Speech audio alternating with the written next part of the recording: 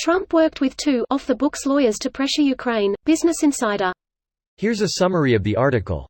Fox News Sunday host Chris Wallace said Sunday morning that top U.S. officials confirmed President Donald Trump was working with more than one personal lawyer off the books to pressure Ukrainian officials for damaging information on former Vice President Joe Biden. Trump initially attempted to hire the two lawyers to represent him in the Russia probe investigation, but decided not to after it was revealed that the two attorneys had a conflict of interest in the case. Just 3 days ago, DiGenova appeared on Fox News host Tucker Carlson's segment to deny that what the president said in the memo detailing his known call with Ukraine constituted a crime. According to the U.S. official who Wallace used as his anonymous source, only Trump knows the full details concerning DiGenova and Toensing's involvement in the Ukraine efforts, because the president worked with the two off the books, choosing not to involve people within his White House administration itself. Giuliani has denied working with any other lawyers in Ukraine dealings multiple times in Fox News appearances, a narrative that the network itself contradicts with these latest developments. In a July 25 phone call, a partial transcript of which has been released by the Trump administration, the president pressured Ukraine President Volodymyr Zelensky to investigate Democratic presidential candidate Joe Biden and his son, Hunter Biden.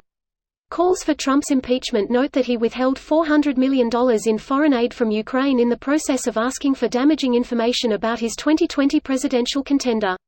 This post received a score of 14,547, with an upvote ratio of 89%. Here are the top comments in response to this article. News broken by Chris Wallace of Fox. Trump's not gonna be happy about that.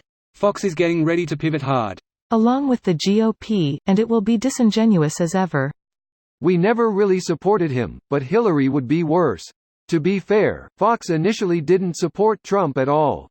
Trump and Roger Ailes had some bad history. It was only when their ratings started plummeting because of their negative coverage of Trump that they switched positions and started backing him. So Fox has been promoting Trump because people want them to, and people want them to because they watch Fox News. It's the epitome of the problems with groupthink. It's not a problem of groupthink. It's a problem of capitalism. I am not a socialist, however there is a problem with fiduciary commitments and allowing short selling. I think the bigger problem is having a media industry that's motivated by profit rather than by importance, relevance, truth, facts, etc. There are certain stories that don't sell. You'll notice white girls are seen all the time on the news for missing persons reports, but not black girls, or boys. That's a profit-based decision on the part of the media. Imagine what happens when people don't want to hear things, and the media obliges by not telling them. After all, why try selling a story that won't sell? How far can that go? Fox News is not news. It's entertainment.